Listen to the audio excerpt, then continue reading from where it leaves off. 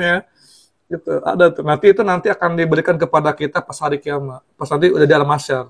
Ashabul yamin, ashabul shimal. Makanya kalau kita dikasih dari yang kanan kita akan beruntung, kalau dari kiri kita akan rugi. Makanya ada kan wakil ashabul shimal, ashabul yamin. Itu buku amal kita. Ada yang dikasih lewat kanan, lewat kiri. Kalau malaikat kasihnya lewat kanan, berarti kita akan selamat. Tapi kalau kasihnya dari kiri akan celaka, karena berarti buku rapor kita selama hidup kita itu dari balik sampai mati banyak yang merahnya. Usahakan tuh selain kita nggak ada yang merah, juara pertama lah gitu ya. Wih bagus nih, wih istiqomah. Tuh, udah mandi tobat. Nah, tapi kalau teman-teman mandi tobat, tobatnya rutin tuh kan, bagus. Nah itu nanti menghapuskan dosa-dosa kita. Ini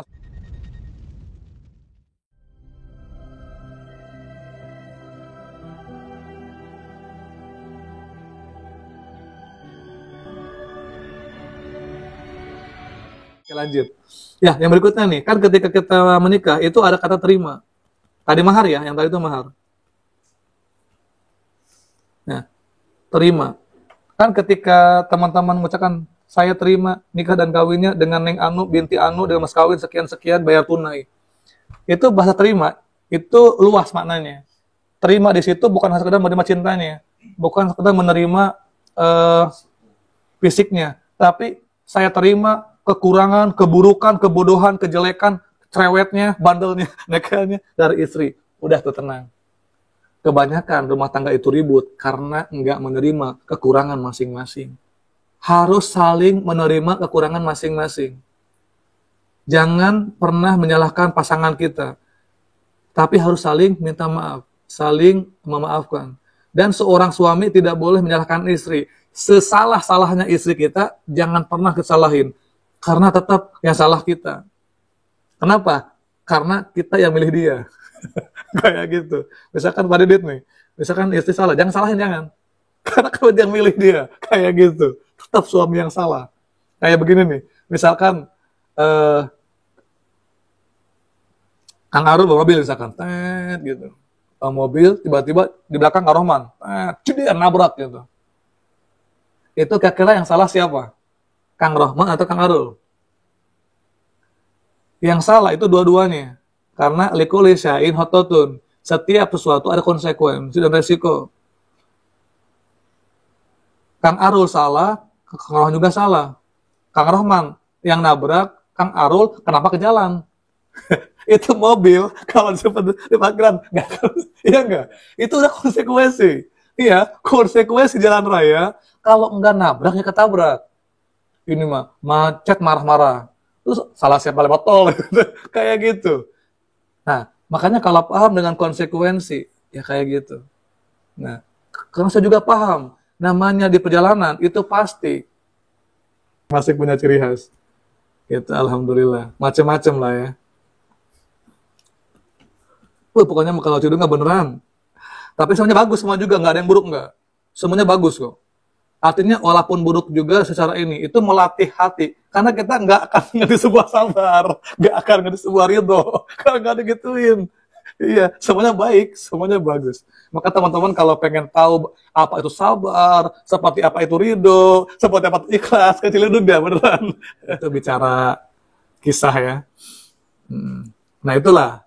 Jadi kita juga, karena kita bukan nabi ya, kita itu manusia biasa, al-insanu ma khata wa nisyan. Yang mana kita itu tempatnya salah dan lupa. itu udah fitrahnya. Termasuk ya lupa bawa handphone gitu. Itu karena manusia biasa itu manusia biasa gitu ya. Manusia biasa. Ada salahnya gitu kan. Gitu, malumin gitu ya. Kayak gitu. Oke, terus yang keempat, apalagi nih? Terima tuh ya kekurangannya, termasuk terima kekurangannya, keburukannya, sering lupanya, tuh kita harus terima tuh yang lainnya. Nah, itu aman tuh udah, itu kunci harmonis. Nih, termasuk nih harmonis dalam berjamaah nih ya. Oke, berikutnya yang keempat. Malam pertama. Ya, ini ngeri nih ya. Bahkan iblis tuh mulai main di sini malam pertama. Malam pertama itu ada aturannya. Ini malam pertama jangan langsung embat aja. Pertama, ketika mau masuk ke kamar, itu seorang suami bilang, tutup pintu. Ini dalam kitab Fathul Ijar nih ya, kita fikih. Fikih itu nggak hanya ngebahas wudhu, hadas, atau yang lainnya, termasuk cara hubungan intim. Nah itu pertama bilang dulu, Assalamualaikum ya babar rohmah. Nah, sama istri kita di kamar bilang, Waalaikumsalam ya Sayyidal Amin. Kayak gitu. Udah gitu, jangan langsung hubungan. Sholat dulu. Sholat namanya sholat sunnah jafaf. Sholat sunnah nikah. Sholat sunnah nikah. Minimal 2 rakaat, maksimal silahkan dah. Mau 12 rakaat, mau berapa gitu. Udah gitu, baca dulu Quran Al-Baqarah gitu ya.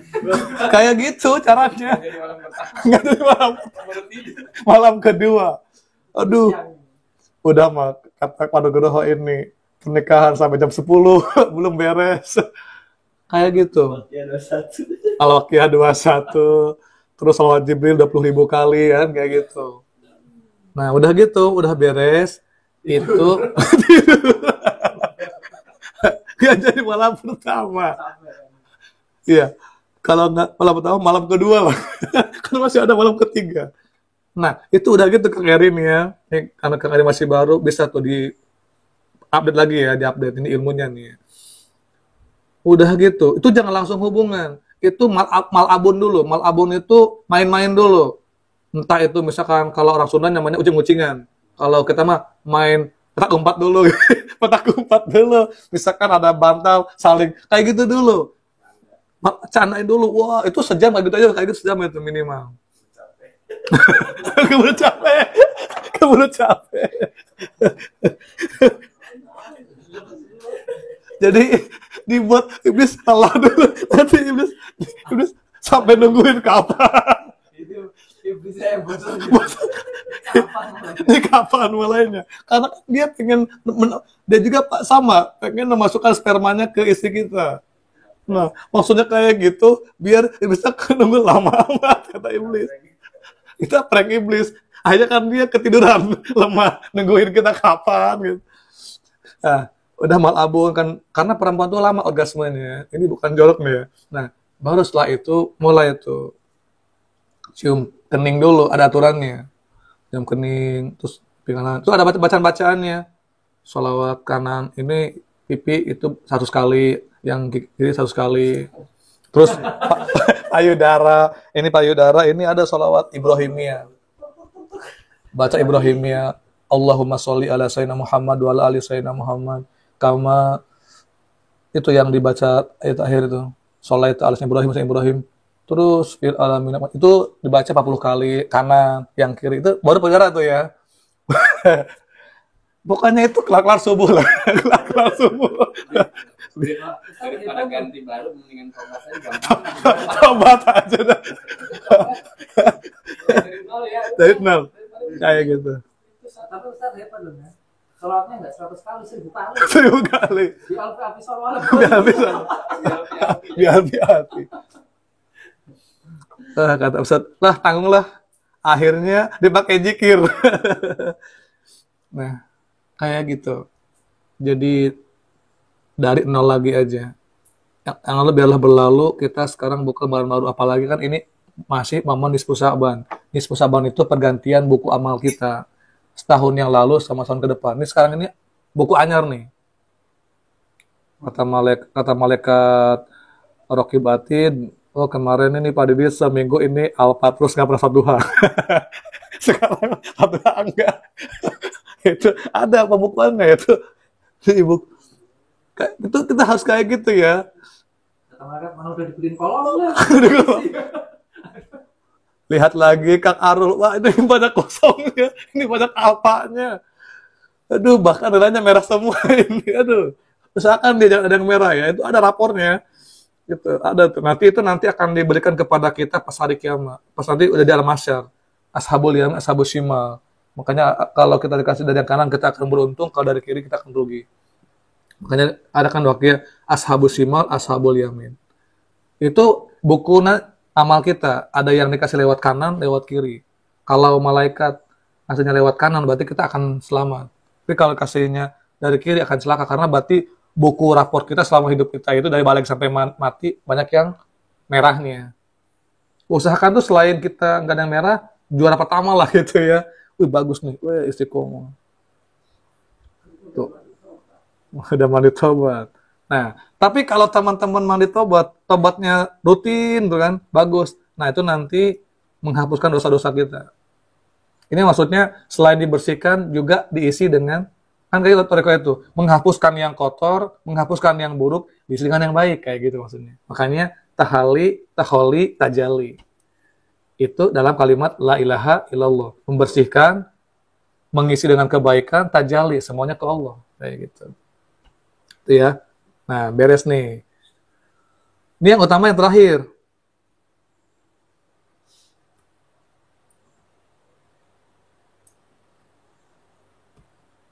Tapi kalau yang utama, kita sungguh-sungguh taubatnya. Kita nih malam minggu gak bisa karena rutinan. Minimal dari malam Senin sampai malam Sabtu. Kayak gitu. Kenapa? Karena dawuh Romo Yai, guru kita pernah dawuh, orang yang sering bertobat, maka nanti ketika meninggalnya, ketika di alam akhirat itu dosa kita itu menguap. Sampai nggak ada dosa sama sekali. Udah, kalau udah nggak kayak bayi lagi, langsung dikawal sampai dari ke surga, udah. Indah. Makanya innallaha yuhibbut tawabina wa yuhibbul mutatahhirin. Itu kan dingin. Ya kan dingin cuma sekian menit. Kayak gitu. Kita mendingan dingin di dunia atau dingin nanti di alam kubur. Kayak gitu ya. Kita ke sana. Oke, yang ketiga nih, yang terakhir nih. Akhir.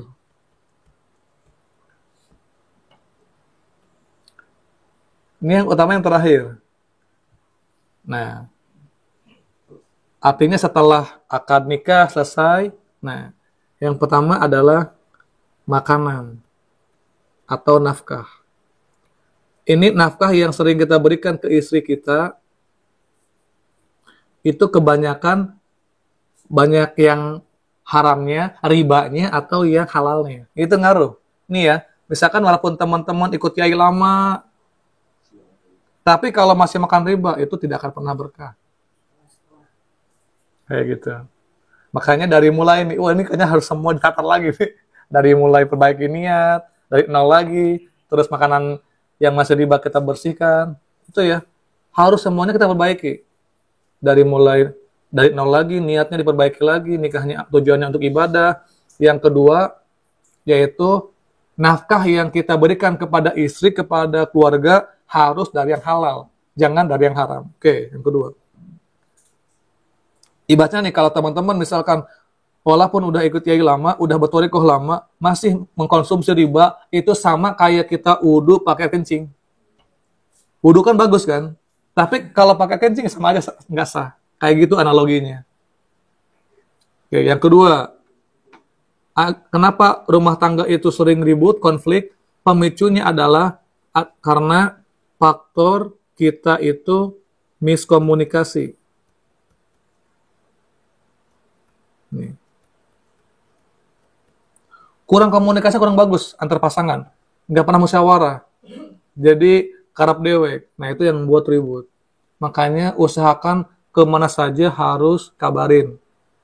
Ini saya, alhamdulillah, kemanapun, makanya walaupun 2 hari, 3 hari saya tinggal istri nggak pernah marah atau yang lainnya. Karena setiap saya berangkat, pasti kabarin. Yang berangkat, ya udah segitu doang. Istri tuh nggak mesti harus lama-lama. Misalkan nyampe kemana, yang area, udah segitu. Jadi kabarin, biar istri kita tuh tenang di rumah. Ini berangkat aja. Kadang kita egois gitu. Ketika istri mau keluar, harus bilang. Bagian kita enggak bilang. Ya. Misalkan Habib mau keluar nih. Walaupun misalkan enggak lama, bilang aja. Mah, ayah mau keluar dulu ya, mau ketemuan sama siapa? Klien. Siapa ini? Di situnya namanya Yanto. Padahal Yanti. Klien, oh siap. Gitu. Yang berikutnya, yang membuat kita rumah tangga itu ribut, karena kita itu nggak transparan. Jadi kalau rumah tangga, kalau pengen harmonis, itu transparan. Tidak boleh ada yang disembunyikan. Harus ada terus tuh. Mau kecil, mau besar, bilang ke pasangan. Artinya, jangan dirahasiakan. Jadi transparan. Jangan ada yang sembunyikan. Jangan ada dusta di antara kita. Yang berikutnya, teman-teman nih, kalau yang nggak gosok nggak apa ya, ditusin aja ya. Bukan santai aja dengan saya. Yang penting kita niatnya udah hadir. Yang berikutnya yang buat rumah tangga itu berantakan atau nggak harmonis adalah karena ikut campur mertua atau ipar. Ini kalau mertua atau orang tua dan ipar udah berani ikut campur rumah tangga kita, siap-siap aja tuh. Nggak lama lagi endingnya perceraian.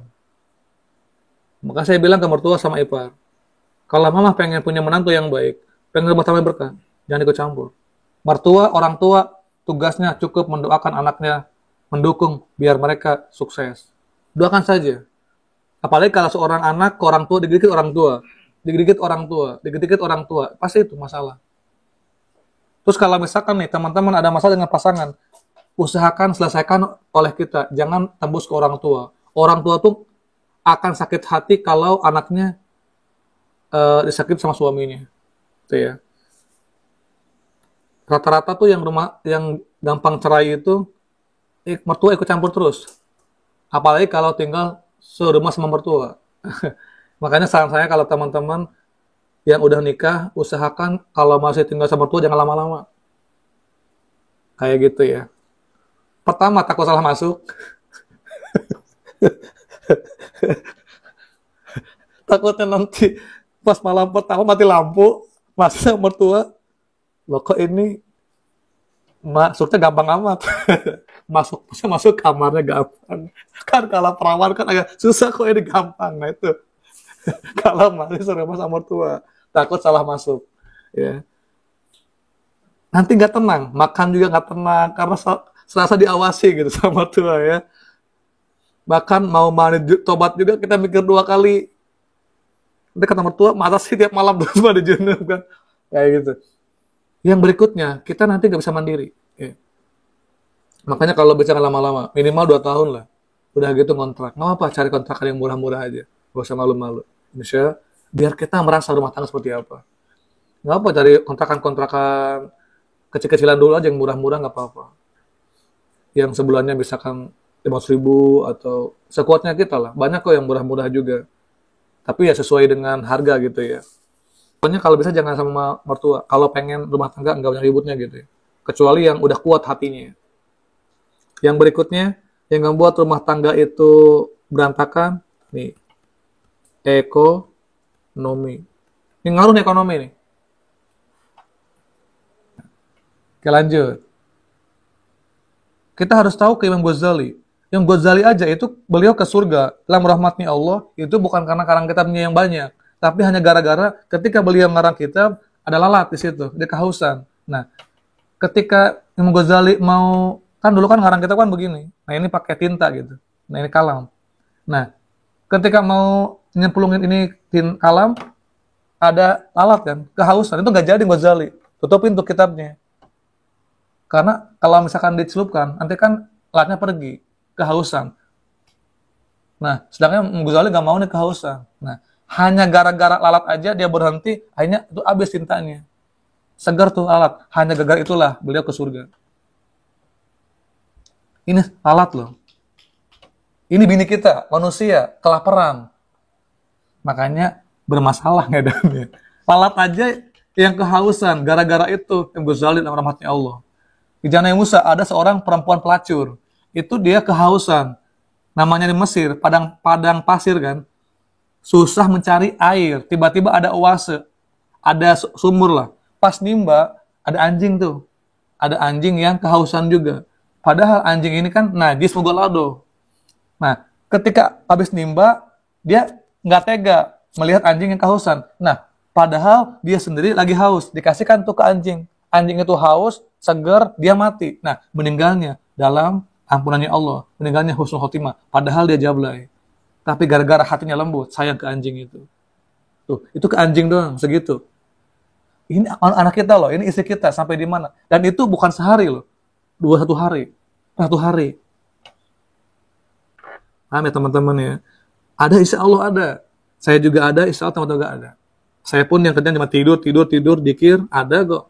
Kalau niat mah. Apalagi yang teman-teman punya pekerjaan. Oke, lanjut. Ini ekonomi ya. Yang berikutnya, yang membuat rumah tangga itu berantem, ribut adalah karena faktor kebodohan atau bodohnya ilmu. Nggak tahu ilmunya. Kan kita kadang-kadang menikah itu nikah aja nggak tahu ilmunya. Yang penting nikah, nggak tahu tuh apa hak kewajiban seorang suami, apa hak kewajiban seorang istri. Jadi nikah aja nggak tahu ilmunya. Ya, makanya penting tuh ilmu rumah tangga. Itu ilmu tangga tuh banyak banget. Sampai kitabnya khusus kan, Ukudul Jen itu. Terus kitab satu lagi, Quratul Uyun. Itu nggak bahas rumah tangga aja tuh. Panjang nggak bahas itu aja. Ya. Agar rumah tangga kita berkah, sakinah, mawaddah, warahmah, harmonis, romantis, dan dalam ridha Allah Subhanahu wa Ta'ala. Itu diatur semua nih. Nah, itu ya.